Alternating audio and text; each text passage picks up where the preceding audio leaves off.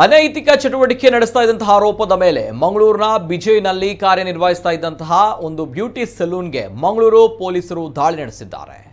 ಖಚಿತ ಮಾಹಿತಿ ಮೇರೆಗೆ ಪೊಲೀಸರು ಈ ದಾಳಿ ಕಾರ್ಯಾಚರಣೆ ನಡೆಸಿದ್ರು.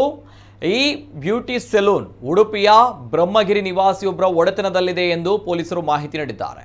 ದಾಳಿಯ ಹಿನ್ನೆಲೆ ಉರುವ ಪೊಲೀಸ್ ಠಾಣೆಯಲ್ಲಿ ಅನೈತಿಕ ವ್ಯವಹಾರ ಆರೋಪದಡಿಯಲ್ಲಿ ಪ್ರಕರಣ ದಾಖಲಿಸಲಾಗಿದ್ದು ತನಿಖೆ ನಡೀತಾ ಇದೆ. ಇದೇ ವೇಳೆ ಬ್ಯೂಟಿ ಸಲೂನ್ಗೆ ನೀಡಲಾದ ಟ್ರೇಡ್ ಲೈಸೆನ್ಸ್ ಅನ್ನು ರದ್ದುಗೊಳಿಸುವಂತೆ ಪೊಲೀಸರು ಮಂಗಳೂರು ಮಹಾನಗರ ಪಾಲಿಕೆ ಆಯುಕ್ತರಿಗೆ ಶಿಫಾರಸು ಮಾಡಿದ್ದಾರೆ. ಪೊಲೀಸರು ಸಲ್ಲಿಸಿದ ವರದಿಯ ಮೇರೆಗೆ ಮಂಗಳೂರು ಮಹಾನಗರ ಪಾಲಿಕೆ ಆಯುಕ್ತರು ಈ ಬ್ಯೂಟಿ ಸಲೂನ್ನ ಟ್ರೇಡ್ ಲೈಸೆನ್ಸ್ ಅನ್ನು ರದ್ದುಪಡಿಸಿದ್ದಾರೆ. ಕಾನೂನು ಬಾಹಿರ ಚಟುವಟಿಕೆಗಳಲ್ಲಿ ಭಾಗಿಯಾಗಿರುವ ಸಂಸ್ಥೆಗಳ ವಿರುದ್ಧ ಕಠಿಣ ಕ್ರಮ ಕೈಗೊಳ್ಳಲಾಗುವುದು, ಜೊತೆಗೆ ಇದನ್ನ ಕಾರ್ಯಾಚರಣೆ ಮುಂದುವರಿಸಲಾಗುವುದು ಎಂದು ಪೊಲೀಸ್ ಆಯುಕ್ತರು ತಿಳಿಸಿದ್ದಾರೆ.